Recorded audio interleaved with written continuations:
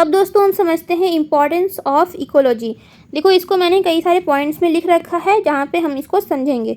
So understanding ecosystem, ecosystem को हम लोग समझ सकते हैं आफ्टर स्टडिंग दी इकोलॉजी। तो ये एक हमारा इम्पॉर्टेंस है इकोलॉजी का। देखो ecology helps us to understand how organism interact with each other and their environment. ये भी हम लोगों ने बात की, शुरू से ही हम ये समझते आ रहे हैं कि किस तरीके से ऑर्गेनिज्म जो है वो एक दूसरे के साथ इंटरेक्ट करते हैं और अपने इन्वायरमेंट के साथ इंटरेक्ट करते हैं। तो ये है हमारा इकोलॉजी का study which is crucial for managing and conserving ecosystem.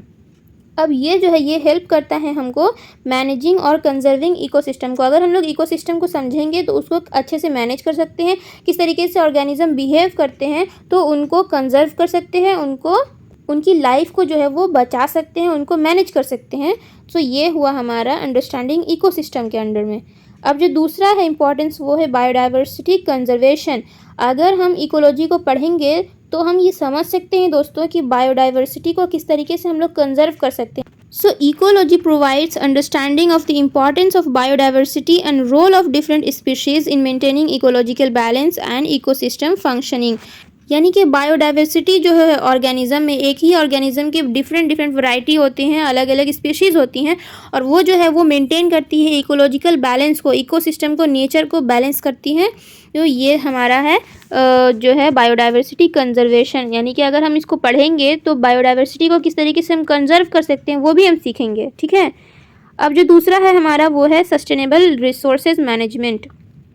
So by studying ecological processes we can develop sustainable practices for managing natural resources such as water, soil, forest and fisheries। यानी कि जितने भी soils होते हैं, water होते हैं, forest होते हैं, फिशरीज होती हैं, ठीक है, तो इन सबको हम लोग मैनेज कर सकते हैं, इन सबको हम लोग सस्टेन कर सकते हैं for a long time. And the next is the climate change mitigation. Ecology contributes to our understanding of climate change, impacts on ecosystem and helps develop strategies for migration and adaptation।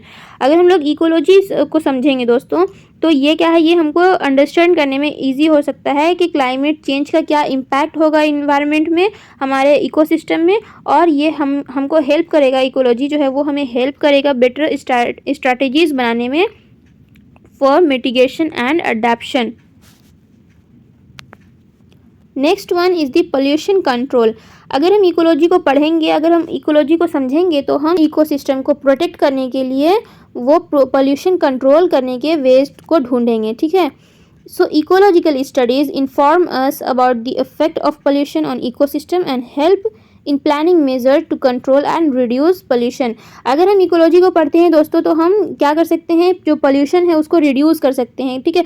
कहाँ से जो pollution का जो क्या source है उसका पता कर सकते हैं और उसको मेजर करके हम उसको कंट्रोल भी कर सकते हैं, और ये सारा पॉसिबल हो सकता है जब तक हम इकोलॉजी को पढ़ेंगे। अब जो दूसरा है दोस्तों वो है ह्यूमन हेल्थ। अब देखो इकोलॉजी पढ़ के हम इसको ह्यूमन बीइंग के लिए, ह्यूमन वेलबींग के लिए भी इसको अप्लाई कर सकते हैं। कैसे?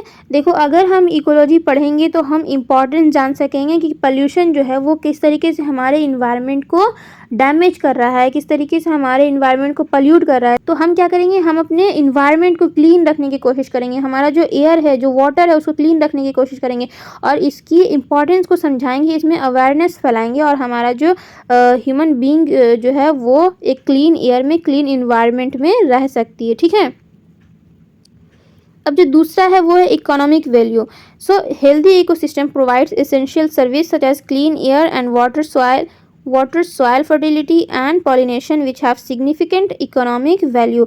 अगर हमारा जो एयर है, ठीक है, एयर हमारा क्लीन होगा, वाटर हमारा क्लीन होगा, सॉइल हमारा जो है वो फर्टाइल होगा, तो सॉइल अगर फर्टाइल होगा तो एग्रीकल्चर जो है वो कहीं ना कहीं हमारा बूस्ट हो सकता है। ठीक है। तो ये हमारा इकोनॉमिक वैल्यू में कंट्रीब्यूट करेगा। और अगर पॉलिनेशन होता है, यानी कि जो हमारा प्लांट्स है उसमें अगर अच्छे से पॉलिनेशन हो रहा है तो वो भी जो है, अगर जो कमर्शियल फूड्स होते हैं, जो फ्रूट्स कल्टीवेशन होती है, उन सब में भी हमारा इकोनॉमिक वैल्यू जो है वो उसके वजह से बूस्ट होता है। ठीक है। वाटर अगर हमारा अच्छा होगा तो वहाँ पर भी हम ह्यूमन बीइंग के लिए ही वो अच्छा होगा, वो यूज़ हो सकता है। ठीक है। हमारे ह्यूमन बीइंग के लिए ही वो इस्तेमाल हो सकता है। तो ये भी हमारा इकोनॉमिक वैल्यू के अंडर में आता है। सो जो इकोलॉजी है वो हमारे ह्यूमन के लिए, हमारे इन्वायरमेंट के लिए, हमारे ऑर्गेनिज्म के जितने भी प्लांट्स और एनिमल्स हैं उन सब के लिए बेनिफिशियल होता है अगर हम इकोलॉजी को पढ़ेंगे और उसको अप्लाई करेंगे। So next one is the conservation of endangered species. जो हमारे इंडेंजर्ड स्पीशीज़ होते हैं जो कि ख़त्म होने के कगार पे हैं, तो उनको भी हम लोग कंजर्व कर सकते हैं और इकोलॉजी जो है वो हमें गाइड करता है ऐसे conservation efforts to protect endangered species and their habitat, preserving biodiversity for future generation. यानी कि जो हमारा फ्यूचर जनरेशन है दोस्तों, उसके लिए हम लोग ये जो स्पीशीज़ हैं उसको बचा के रख सकते हैं। अगर सपोज़ करो हमारा जो नेक्स्ट जनरेशन होगा उनको मालूम ही नहीं होगा कि ये सारे एनिमल्स भी पाए जाते हैं, इतनी तेज़ी से ये ख़त्म हो रहे हैं, तो इनको हम लोग को प्रिजर्व करने के लिए वेज ढूंढने होंगे। ठीक है, जैसे कि ह्यूमन एक्टिविटीज़ होती है वो सिर्फ अपनी इकोनॉमिक वैल्यू को जो बढ़ाने के लिए इंडस्ट्रीज़ लगा रही हैं, डिफॉरेस्टेशन कर रही हैं, जो इस वजह से क्या हो रहा है, जो ग्लोबल वार्मिंग है वो बढ़ रही है, जो क्लाइमेट चेंज हो रहा है, जो अनपैटर्न जो हमारा सीज़न है वो हमारा सीज़न अनपैटर्न होता जा रहा है। तो ये सारे ह्यूमन की जो एंथ्रोपोजेनिक एक्टिविटीज़ है ये सारे बहुत ही बैडली अफेक्ट कर रहे हैं हमारे इन्वायरमेंट में। तो हमको क्या करना है, इकोलॉजी पढ़ना है, इसको समझना है और अपने इन्वायरमेंट को बचाना है। ठीक है, हमारा कंजर्वेशन है, जो हमारा रिसोर्सेज जो कि हमारे पास लिमिटेड है, उन सब को अगर हम कंजर्व करेंगे तो हमारे इन्वायरमेंट पे ही तो अच्छा अफेक्ट पड़ेगा। और अगर हमारा इन्वायरमेंट अच्छा होगा, यानी कि हमारा जो ग्लोब है, हमारा जो अर्थ है जिसको हम लोग अपना होम मानते हैं, जहाँ पे हम रहते हैं, वो अगर क्लीन होगा तो हमारे जो लाइफ है वो भी हेल्दी होगी। ठीक है, जो हमारे एयर है वो क्लीन होंगे, जो वाटर है वो क्लीन होंगे, जो सॉइल है वो फर्टाइल होगा। तो ये जो है ये हमारा एक गुड लाइफ को जो है वो गुड हेल्दी लाइफ को जो है वो कहीं ना कहीं डिनोट कर रहा है और इसको हम लोगों को अचीव करने में अपना कंट्रीब्यूशन ज़रूर देना चाहिए। ठीक है, तो ये है हमारा सारा कुछ इम्पोर्टेंस ऑफ इकोलॉजी जो हम लोगों ने बात की आज इस वीडियो में। आई होप कि आपको वीडियो पसंद आई होगी दोस्तों, और अगर पसंद आई तो इसको लाइक ज़रूर करना और इसको शेयर ज़रूर करना। ठीक है, तो ये सारा हमारा इकोलॉजी का टॉपिक था, इसको हम लोगों ने कवर कर लिया। तो चलो फिर मिलते हैं अब नेक्स्ट वीडियो में। तो तब तक के लिए stay happy and keep studying.